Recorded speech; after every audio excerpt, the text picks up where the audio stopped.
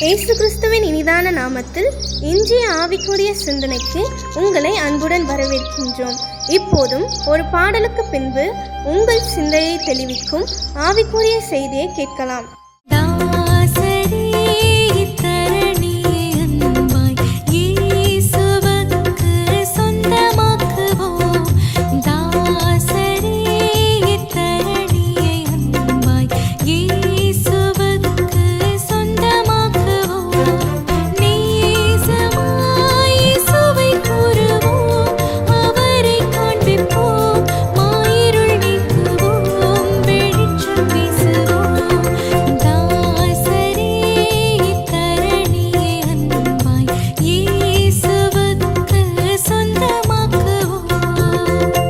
ஆண்டவர் இரட்சகருமாக இயேசுவின் இனிதான நாமத்தினால் உங்களை வாழ்த்துகிறேன். இதனால் நம்முடைய ஆவிக்குரிய சிந்தனைக்காக அப்போஸ்தலர் நடபடிகள் 27 அதிகாரம் 24 வசனத்தை நான் வாசிக்கிறேன்.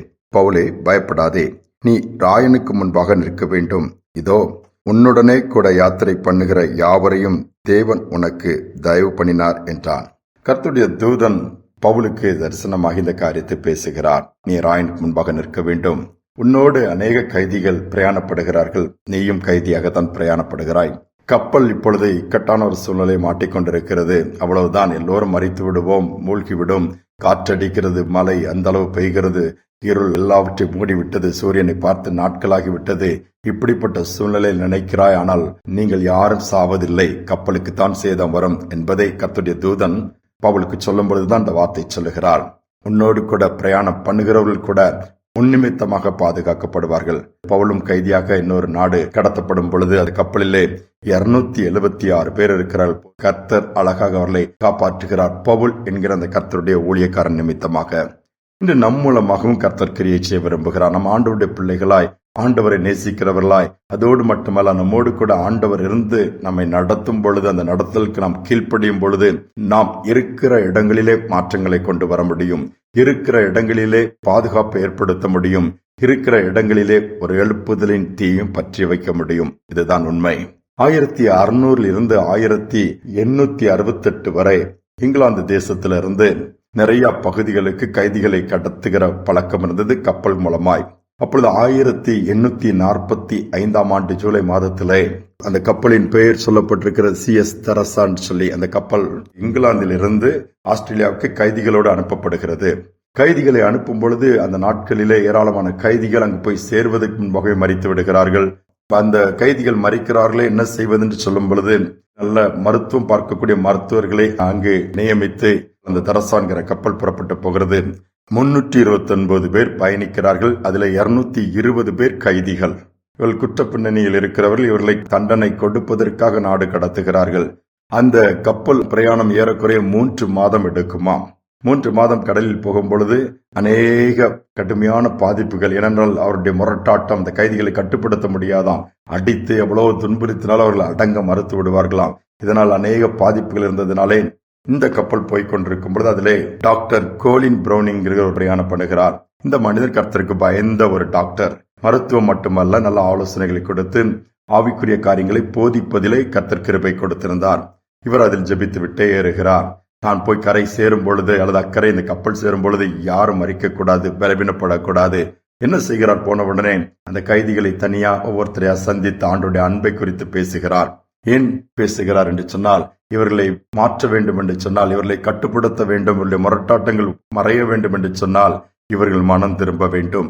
சுவிசேஷத்தின் ஒளி இவர்களுக்குள் பிரவேசித்து இவர்கள் மனம் திரும்பினால் ஒளிய இவர்களுக்குள் மாற்றத்தை கொண்டு வர முடியாது, இவர்களை கட்டுப்படுத்த முடியாது, இவர்களுடைய முரட்டாட்ட குணம் மாறாது. அதனால் இவன் மன ரீதியான ஒரு மாற்றத்தை கொடுப்பதற்காக கைதிகளை சந்தித்து ஜெபத்தோடு பேச ஆரம்பித்தாராம்.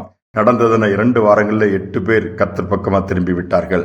சுபாவங்கள் மாறி நாங்க இயேசுவை ஏற்றுக்கொள்கிறோம் என்று சொல்லி 8 அப்படியே டபுள் அதிகமாகி ஏராளமான பேர் அந்த கைதிகள் இயேசுவை ஏற்றுக்கொண்டார்கள். இயேசுவை ஏற்றுக்கொண்டவுடன் இவர்களை கையாள்வதிலும் மிகவும் எளிதான பணியாக இது மாறிவிட்டது. முரட்டாட்டம் இல்லை. அதோடு மட்டுமல்லாமல் படிப்பறிவை, எழுதக்கூடியதை சொல்லிக் கொடுக்கணும்னு சொல்லி 33 குழுக்களை அவர்களுக்குள்ளே ஏற்படுத்தி அவர்களுக்கு கற்றுக் கொடுத்து அதில் அநேக ஆண்டவரை பற்றி அறிந்து கொள்ளக்கூடிய புத்தகங்களை வாசிக்க, கேட்க ஒரு சூழ்நிலை ஏற்படுத்தி கொடுக்கிறார். வரலாறு சொல்லுகிறது, இந்த கப்பல் பத்திரமாக போய் சேரும் பொழுது அதில் அந்த ஒரு கைதியும் மறிக்கவில்லையாம். ஒரு கைதியும் அங்கே சுகவீனமாய் போகவில்லையாம், பலவீனப்படவில்லை. ஒரு பணியாளர்களும் மருத்துவர்களுக்கும் பாதிப்பு இல்லையாம். பத்திரமாய் அங்கு போய் இறங்கினார்களாம். அங்க இறங்கும் பொழுது கைதிகள் அநேகர் ஆண்டவருடைய ஊழியம் செய்கிற அளவுக்கு ஜெபிப்பதிலும் வேத வாசிப்பதிலும் தியானிப்பதிலும் தங்கள் வாழ்க்கையை அர்ப்பணிக்கிறவர்களாய் மாறிவிட்டார்களாம். பாருங்கள், ஒரு மனிதன் டாக்டர் கோலின் பிரவுனிங் கப்பல் பிரயாணத்துல கைதிகள் மத்தியில் ஒரு எழுப்புதலை கொண்டு வந்து விட்டார். இன்று நாம் பல தரப்பட்ட மக்கள் மத்தியில் தான் நாம் வாழ்ந்து கொண்டிருக்கிறோம். சூழ்நிலைகளை குறை சொல்கிறோம், மனிதர்களை குறை சொல்கிறோம். இப்படிலாம் நடந்துக்கிறாங்களே, இப்படிலாம் இருக்குத, இதெல்லாம் ஒரு உலகமா, இவங்கெல்லாம் மனுஷங்களான்லாம் பேசுவோம் என்று சொன்னால் இல்லை. அவர்கள் மத்தியிலும் கர்த்தர் நம்மை பயன்படுத்த விரும்புகிறார், நம்மை நடத்த விரும்புகிறார்.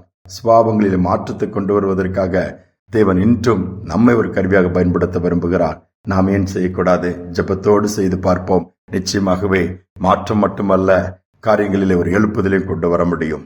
ஜெபிப்போம். அன்பின் தகப்பனே, புதிய நாளுக்காக உள்ளத்தின் ஆழத்தை நன்றி செலுத்துகிறோம். சூழ்நிலைகளை மாற்றுகிறவர் அப்பா, எந்த ஒரு மனிதனை எடுத்து பயன்படுத்துகிறவர். ஒரு பவுலின் நிமித்தமாக பெரிய கப்பல் சேதத்திலிருந்து அத்தனை கைதிகள் காப்பாற்றப்பட்டார்கள் அப்பா.